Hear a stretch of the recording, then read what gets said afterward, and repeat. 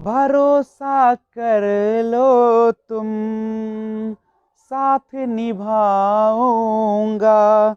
सितारों की दुनिया में तुमको ले जाऊंगा।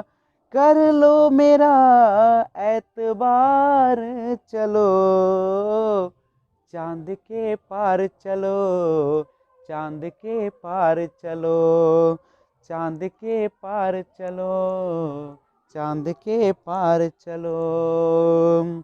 भरोसा कर लो तुम, साथ निभाऊंगा, सितारों की दुनिया में तुमको ले जाऊंगा। कर लो मेरा एतबार, चलो चांद के पार चलो, चांद के पार चलो, चांद के पार चलो, चांद के पार चलो। Hello friends, this is Vijayraj Pushp and welcome to learner eyes by VRP. आइए सीडीपी के साथ हम लोग आज देखते हैं एक चैप्टर जिसका नाम है मेमोरी। देखिए, मेमोरी यानी स्मृति। जैसा कि आप जानते हैं कि जो हमारा ब्रेन होता है, जो हमारा दिमाग होता है, उस ब्रेन को अगर हम इस तरीके से देखें तो उसे दो भागों में बांटा जाता है। एक होता है लेफ्ट हेमिस्फेयर और एक होता है आपका राइट हेमिस्फेयर। नहीं, दो पार्ट्स है पूरे ब्रेन का। तो इस दोनों जो ब्रेन के पार्ट्स है, लेफ्ट एंड राइट हेमिस्फेयर, इसके अंदर एक चीज होती है जिसे हम कहते हैं कॉर्टेक्स। और इसी कॉर्टेक्स के अंदर ही आपको पाया जाता है, वह होता है आपका मेमोरी यानी एक स्मृति। अभी जो मेमोरी होती है यह दो प्रकार का होता है, लेकिन उसके पहले जाने कि मेमोरी आखिर होती क्या है। तो देखिए, आप जो कुछ भी सीखते हैं, जो कुछ भी अनुभव करते हैं, या जो कुछ भी आप जानते हैं, जब आपको उसकी जरूरत पड़ती है, जब आपको उसका काम आता है, और उस समय अगर आपको वह ध्यान में आ जाता है, आपको याद आ जाता है, आप उसकी यूज कर लेते हैं, तो हम कहते हैं कि हमारी स्मृति है, स्मृति में है। और अगर वही नहीं याद आता तो वो विस्मृति हो जाता है। तो यहाँ पे ध्यान दीजिएगा, तो जो हमने सीखा है, जो जाना है, जो अनुभव किया है, जरूरत के वक्त पर, जरूरत के समय पर याद आ जाना ही स्मृति है। अब ये जो मेमोरी होती है दो टाइप्स का होता है, पॉजिटिव और निगेटिव। एक होता है रिमेम्बरिंग, स्मरण, और दूसरा होता है फॉरगेटिंग, विस्मरण। जब आपको याद आ जाती है तो हम लोग कहते हैं कि वो पॉजिटिव है, और जब याद नहीं आती है तो क्या कहते हैं, negative memory.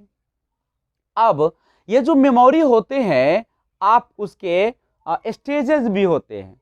Stages of memory, स्मृति की अवस्थाएं जो होती है वह तीन प्रकार से हमारा जो होता है मेमोरी में क्या होती है, स्टोरेज की जाती है, भंडारण की जाती है। सबसे पहले हम जो कुछ भी देखते हैं, जो कुछ भी सीखते हैं, जो कुछ भी आप अनुभव करते हैं, वो सारा का सारा एक सिंबल के रूप में, एक संकेत के रूप में, या एक तस्वीर, इमेजेस के रूप में क्या होती है, वह सुरक्षित हो जाती है। और कहाँ पे वो सुरक्षित होती है, आपके कॉर्टेक्स में होती है, नहीं आपके मेमोरी में होती है, नहीं। तो वो जो सुरक्षित हो जाती है वही कहलाता है आपका इनकोडिंग। यानी सबसे पहले आप जो कुछ भी देखते हैं, जो कुछ भी अनुभव करते हैं, जो कुछ भी सीखते हैं, उसे आप एक कोड कर लेते हैं, एक कोड के रूप में आपके माइंड में, आपके कॉर्टेक्स में वह भंडारित हो जाती है। भंडारित क्या हुआ, एक कोड के रूप में आ जाती है, इमेज के रूप में आती है, जिसे इनकोडिंग कहते हैं।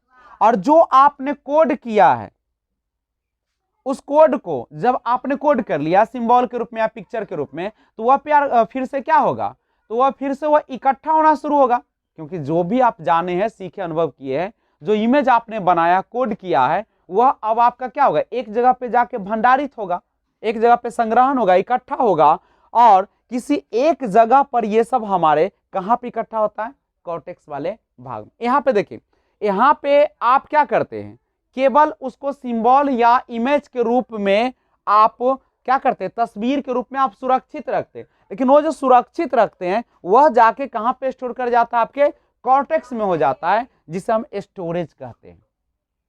तीसरा होता है स्टेज मेमोरी का रिट्राइवल। अब क्या होता है, जब आपने इमेज के रूप में, एक सिंबल के रूप में, एक तस्वीर के रूप में आपने सुरक्षित किया, उसके बाद वह कॉर्टेक्स में जाके जमा हो गया, जो स्टोरेज है आपका। और उसके बाद फिर जब आपको जरूरत पड़ती है, नहीं, जब आपको आवश्यकता होती है, जब आपको उस चीज की क्या कह सकते हैं यूज होता है, तो आप उसको क्या करते हैं, आप क्या करते हैं, बाहर लाते हैं। तो जब वह याद आ जाए, इस तरीके से रहता है, तो वही कहलाता है आपका रिट्राइवल। तो ये तीन जो है मेमोरी का स्टेज है। सबसे पहले आप सिंबल के रूप में उसे सुरक्षित करते हैं, फिर उसको इकट्ठा कर लेते हैं कोड को, कहां पे, कॉर्टेक्स वाले भाग में, और जब जरूरत पड़ती है तो उसको आपको याद आ जाता है, यानी याद आ जाए, तो उसे हम लोग कहते हैं रिट्राइवल। तो ये है आपका स्टेज ऑफ मेमोरी।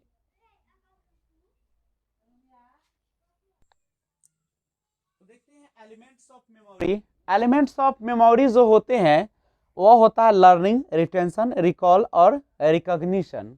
ध्यान दीजिएगा, अगर आपसे इसका सीक्वेंस या क्रम पूछा जाए मेमोरी का, तो आप इसी क्रम में दीजिएगा, पहले लर्निंग, उसके बाद रिटेंशन, उसके बाद रिकॉल, उसके बाद रिकॉग्निशन किया जाता है। ये क्या होता है, तो ध्यान दीजिएगा कि जो आपके मेमोरी होती है, यानी बच्चे जब सीखना प्रारंभ करते हैं, तो वह जितना ज्यादा वह अटेंशन देगा, जितना ज्यादा वह ध्यान केंद्रित करेगा, जितना उस चीज पर एकाग्र होकर करेगा, वह उतना ही बेहतर लर्निंग होगा, उतना ही ज्यादा वह सीखेगा।